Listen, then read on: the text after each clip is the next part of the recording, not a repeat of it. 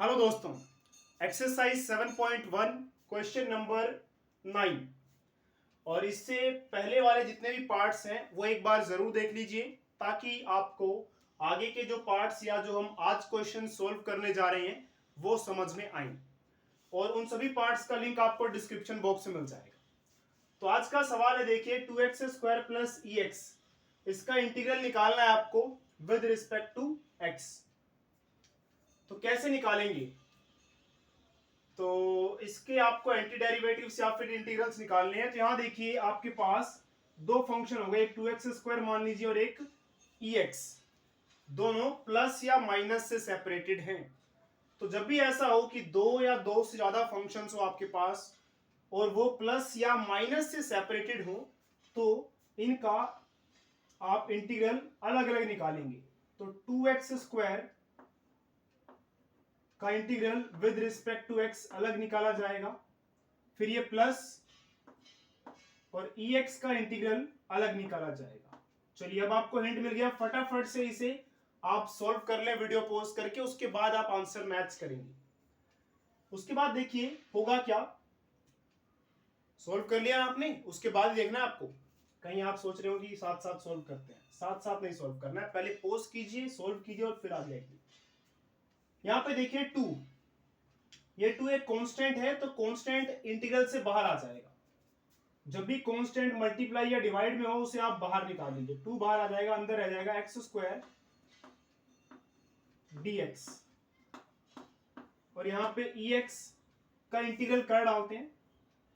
चलिए इसमें आपको C1 और C2 दो कांस्टेंट्स के हिसाब से हम इस क्वेश्चन को सोल्व करवाते हैं।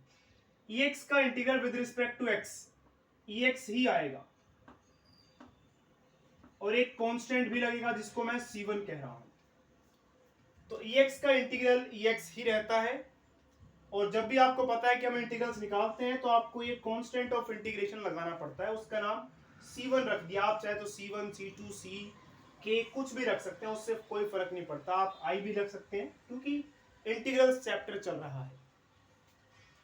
अब ये 2 एज इट इज x की पावर 2 है, तो इसका जब आप इंटीग्रल निकालेंगे तो x की पावर 2 है तो एक पावर ऐड कर देंगे, 2 + 1 3, और वही चीज नीचे भी करेंगे 2 + 1।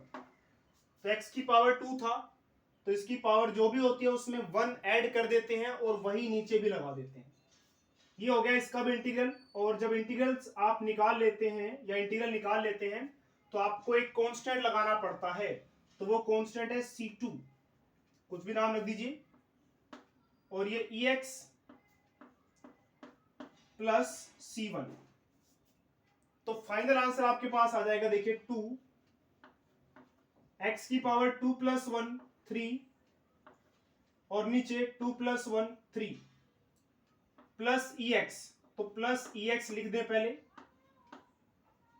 उसके बाद C2 + C1।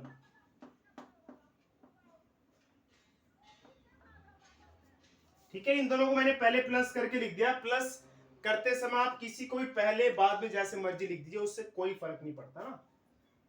तो फाइनल आंसर देखिए 2/3, ये 2/3 हो गया। x की power 3 plus EX C2 + C1, ये भी कांस्टेंट है, ये भी एक आर्बिट्रेरी कांस्टेंट है। दोनों आर्बिट्रेरी कांस्टेंट को मिला के एक नया आर्बिट्रेरी कांस्टेंट जिसको मैं कह रहा हूं C। तो ये आपका क्वेश्चन नंबर 9 का आंसर है।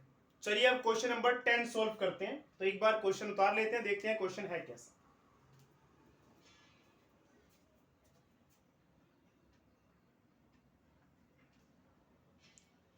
तो क्वेश्चन नंबर 10 आपकी स्क्रीन पर ये रहा। क्वेश्चन नंबर 10 में आपको इंटीग्रल निकालना है √x - 1/√x की होल पावर 2। तो इसमें डिफरेंशिएशन जैसा ऐसा कुछ भी नहीं है कि आप 2 को आगे ले आए, इसकी पावर 1 कम कर दें, या इंटीग्रल में जब आप निकालते हैं इंटीग्रल्स तो आपको पता है कि पावर इंक्रीज कर देते हैं, लेकिन वो तब कर सकते हैं जब यहां पे सिंपली सिर्फ x हो, ठीक है, या फिर ऐसा कोई साथ में कांस्टेंट वगैरह हो तो। लेकिन इस बार आपके पास सिंपली x नहीं है कि x की पावर 2 है, तो आप एक पावर बढ़ा दें, 3 कर दें और नीचे भी वही लगा दें। ये अंदर कुछ और ही चल रहा है। अंदर under root x minus 1/√x। तो क्या करेंगे इसमें, देखिए तो पहले सोचना होता है फिर उसके बाद करना होता है। तो सोचेंगे क्या, a माइनस बी, ये अंडर रूट एक्स ए हो गया, 1/√x बी हो गया, a माइनस बी का होल स्क्वायर का फॉर्मूला लगा देते हैं। फॉर्मूला लगाने के बाद सब अलग हो जाएंगे, पावर ही हट जाएगी। तो जब भी आप इंटीग्रल्स निकाल रहे हो तो कोशिश करें पावर पहले हटा दें। अगर x है फिर तो पावर हटाने की जरूरत नहीं है, फिर तो पावर में 1 ऐड किया, नीचे भी वही लिखा, खत्म। लेकिन x के अलावा यहां पर ऐसा कुछ दिखता है तो सबसे पहले आप ये सोचें कि इसकी पावर कैसे हटेगी। इसकी पावर कैसे हटेगी, देखिए इसे a माइनस बी का होल स्क्वायर वाला फॉर्मूला लगाते हैं। तो a square plus B square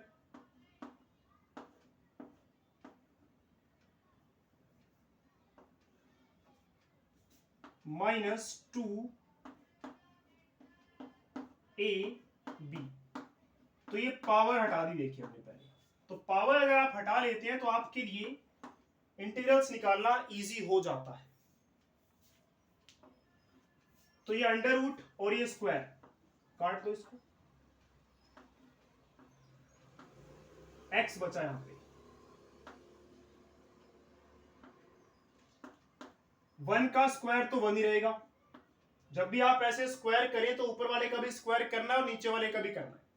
ऊपर वाले का स्क्वायर करेंगे 1 ही रहेगा, अंडर रूट एक्स का स्क्वायर करेंगे तो आपको पता है कि स्क्वायर से अंडर रूट कट जाता है, -2, इससे ये कैंसिल, तो सिर्फ बचा 1 और ये dx। तो हमारे पास देखिए अब काफी सिंप्लीफाइड फॉर्म में हमारे पास क्वेश्चन बन चुका है।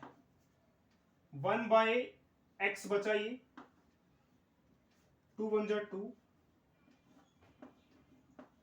और ये dx। अब पावर हट गई, देखिए हट गई मतलब पावर अब 1 आ गई है। 1 के अलावा कुछ और पावर रहती है तो उसे कोशिश करना है उसको पहले वहां से हटाएं और पावर 1 लाएं। अब यहां पे मान लीजिए 3 फंक्शंस हो गए। एक तो ये x 1/x -2 और ये आपस में प्लस माइनस से सेपरेटेड है। तो मैंने आपको बताया क्या करना है, अकेले अकेले का इंटीग्रल निकालना है। तो x का इंटीग्रल अलग निकालेंगे, 1/x का इंटीग्रल अलग निकालेंगे, -2 माइनस तो बाहर निकाल देंगे, 2 का इंटीग्रल अलग निकालेंगे। बस क्वेश्चन सोल्व हो गया आपका, कुछ नहीं करना ज्यादा। x का इंटीग्रल आप कैसे निकालेंगे, यहां पावर कितनी है, कुछ नहीं है, मतलब पावर 1 है। जब कोई पावर नजर ना आए तो x की पावर 1, तो x की पावर 1 है तो इसमें 1 और ऐड कर देंगे तो 2 हो जाएगी और वही नीचे भी आ जाती है।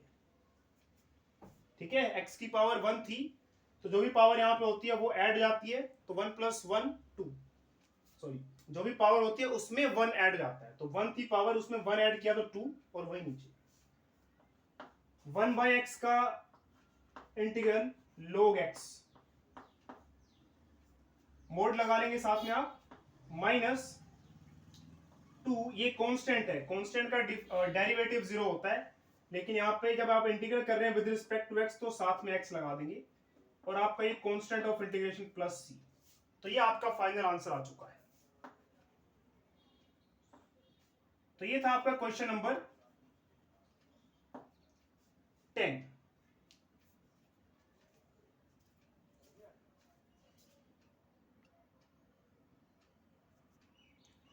तो इसी के साथ हमारा इस चैप्टर का पार्ट 9 खत्म होता है और इसमें आप ध्यान रखेंगे log mod x का। mod x क्यों, क्योंकि यहाँ पे जो भी होगा वो क्या होना चाहिए, पॉजिटिव होना चाहिए, इसलिए यहाँ पे मोड लगा दिया जाता है। एमसीक्यू में कंफ्यूज करने के लिए आ सकता है। देखिए आंसर्स आपको दिए होंगे, option A, option B, option C, option D. हो सकता है किसी ऑप्शन में मोड लगा रखा हो, किसी ऑप्शन में मोड ना लगा रखा हो, ठीक है। और किसी ऑप्शन में ऐसे भी लिख रखा होता है ln, ln और log e एक ही बात होता है। देखिए ln का मतलब नेचुरल लॉग, और यहाँ पे अगर आप e ऐसे लिख देते हैं तो ये भी सेम ही है। लेकिन अगर आप log भी लिख रहे हैं चलिए तो भी यहाँ पे बेस कितना माना जाएगा, e ही माना जाएगा। एक और चीज होती है log 10, log 10 is not equal to ln, ठीक है, तब बेस 10 होगा। अगर कुछ बेस नहीं लिखा है, ऐसे लिखा है सिंपली log, तो मान लीजिए कि उसका बेस e है, और log उसका बेस e, तो उसे ln कहा जाता है। तो 1/x का इंटीग्रल ln e होता है। 1/x का इंटीग्रल क्या होता है? या तो आप इसको ln x लिख दें, ln e नहीं ln x, या फिर ऐसे आप ऐसे लिख देंगे log x मोड में। बट इसको आप ये नहीं लिखेंगे, log 10x नहीं लिखेंगे, मतलब कोई भी यहां पे बेस e के अलावा और कोई बेस नहीं लिखा जाएगा। अगर यहां e लिखा जाता है ऐसे, तो ये भी, ये भी, ये तीनों एक ही चीजें, ये ध्यान रखना है। एमसीक्यू में कंफ्यूज करने के लिए ऑप्शंस दिए जा सकते हैं। ln x, simply log x, log ex, ये तीनों एक जैसे होते हैं। इसके अलावा कुछ भी लिख के फिर वो अलग हो गया। जैसे यहाँ पे log 7x लिख दिया, 10x कुछ भी लिख दे कोई भी, तो ये फिर आंसर नहीं होगा 1/x का इंटीग्रल। ठीक है, तो इस तरह से आपको ये बातें ध्यान रखनी है। चलिए, तो मिलते हैं अगले पार्ट में।